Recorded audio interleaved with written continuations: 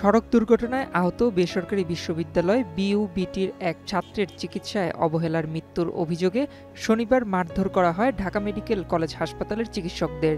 এ ঘটনায় বিকেল থেকে সারা রাত চলে উত্তেজনা।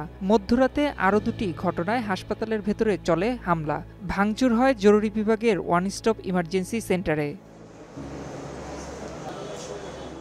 এসব ঘটনার জেরে রোববার দুপুরে কর্মবিরতিতে যান ঢাকা মেডিকেলের চিকিৎসকরা।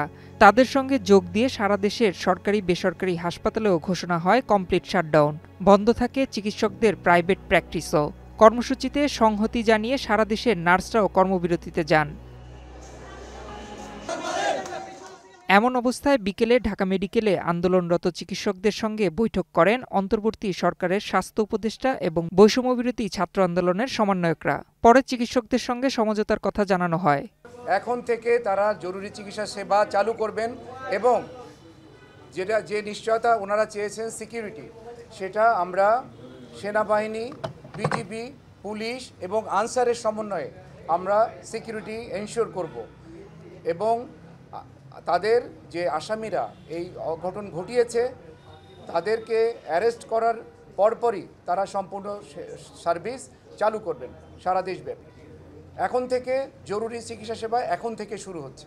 আমরা তাদেরকে বলেছি আমাদের একটু সময় দাও, সিসিটিভির ক্যামেরায় যে ফুটেজগুলো আমরা পাবো সেগুলো বিশ্লেষণ করে আমরা তাদেরকে ধরব এবং এখানে যেই কলেজের প্রিন্সিপালও ছিলেন, এখানে ভিসি ছিলেন, বিওবির ভিসিও ছিলেন, কাজে তিনিও বলতে পারবেন তার কোন ছাত্র তার সাথে এসছেন, এরা কি ছাত্র নাকি অন্য কেউ সেটাও উনি বলতে পারবেন, কাজে উনি সাথে ছিলেন এবং তার সাথে আরও কয়েকজন শিক্ষকও ছিল। কাজেই আমরা তাদের কাছ থেকে জিনিসটা আইডেন্টিফাই করতে পারবো এবং আমরা খুব দ্রুত তাদেরকে ধরে ফেলতে পারবো বলে আমরা আশা করছি।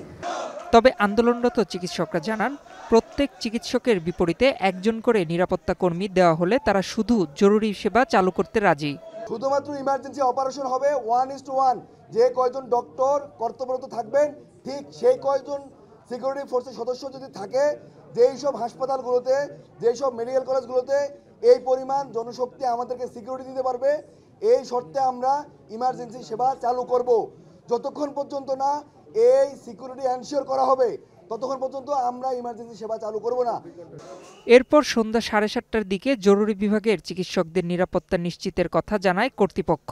এর পরিপ্রেক্ষিতে 24 ঘন্টার জন্য জরুরি সেবা চালুর ঘোষণা আসে আন্দোলনকারীদের পক্ষ থেকে। তাদের সিকিউরিটি এনশিওর করার জন্য বিভিন্ন অর্গানাইজেশনের সাথে যোগাযোগ করেছি। মাননীয় উপদেষ্টা মহোদয়ের নির্দেশ ক্রমে সকল সিকিউরিটি বাহিনী যারা আছে, নিরাপত্তা বাহিনীর সদস্য, সেনাবাহিনী সহ সবাই আমাদেরকে এনশিওর করেছে। তাদের সদস্য সবাই এখানে তাদের কন্ট্রিবিউশন থাকবে প্রত্যেকটা বাহিনী, এবং আমি এখানে উপস্থিত থেকে সেটা এনশিওর করব এবং আমাদের চিকিৎসকরা চিকিৎসা সেবা শুরু করবেন। 24 ঘন্টার জন্য আমাদের ডাক্তাররা শুধুমাত্র ইমার্জেন্সি ডিপার্টমেন্ট রান করবে এবং আউটডোর এবং ইনডোর সেবা যেটা সেটা বন্ধ থাকবে। এর আগে হামলার ঘটনায় শাহবাগ থানায় মামলা করেন ঢাকা মেডিকেলের অফিস সহায়ক আমির হোসেন। এতে আসামি করা হয় বেসরকারি বিশ্ববিদ্যালয় বিইউবিটির প্রভাষক শাহরিয়ার অর্ণব, শিক্ষার্থী পলজয়, সোহাব তুর্য ও সাইমিনাস শয়ন সহ অজ্ঞাত পরিচয় 40 থেকে 50 জনকে। নয়ন বিশ্বাস, নিউজ টাইম, ঢাকা।